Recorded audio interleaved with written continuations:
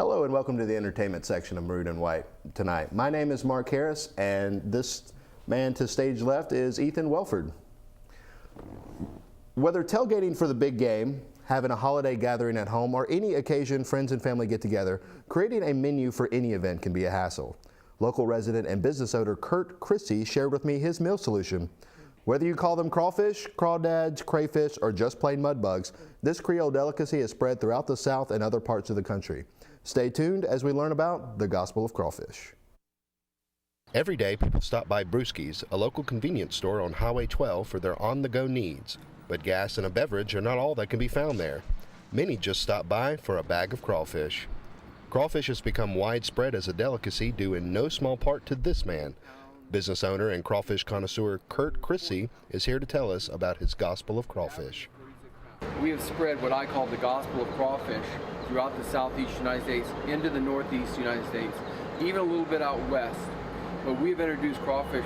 My brother and I probably have introduced, and I say this humbly, introduced crawfish to more people throughout the southeast United States than anybody else, even those included grew up with it in Louisiana.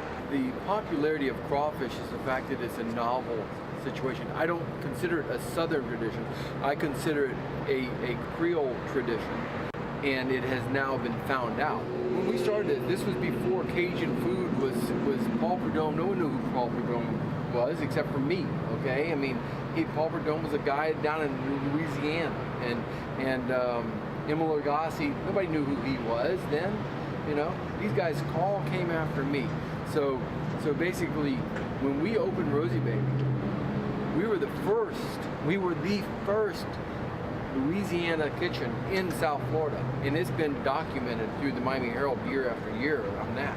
I mean, no one even knew what it was, and so basically, it's just people finding out how flavorful these foods are, and crawfish is an incredibly flavorful thing.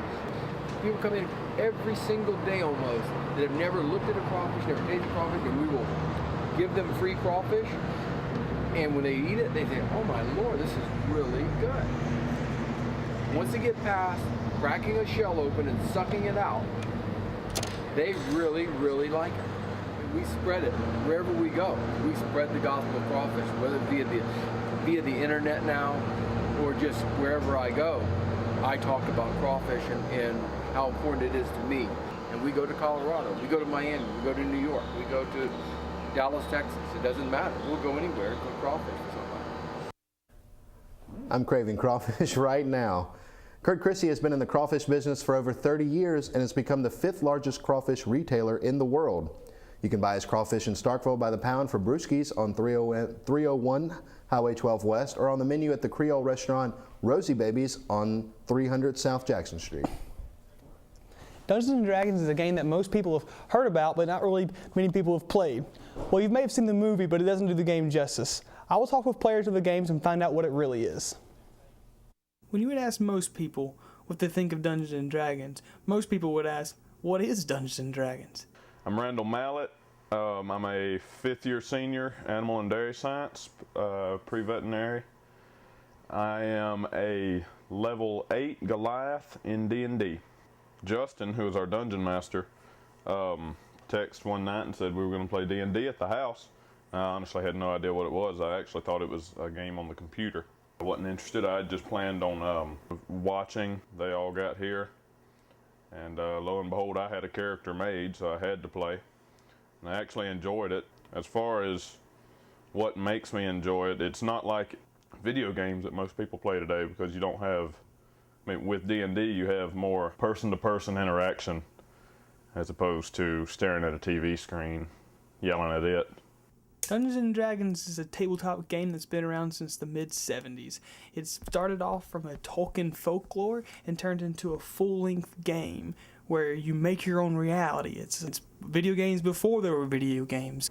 My name is Thomas Pettigrew. I am in the United States Navy, and I've been playing Dungeons & Dragons for about 1.5 years now. My name in Dungeons & Dragons is Sir Jenkin, and he is a dwarf knight paladin. But I like the the normal things. Get to hang out with friends. Everybody likes to hang out with friends. We talk, we joke a lot, but also it's very much strategy. We basically have to use bits and pieces around the house to create the board and the board game. And we have army men for characters, all sorts of different things. But like I said, we have to use our imagination.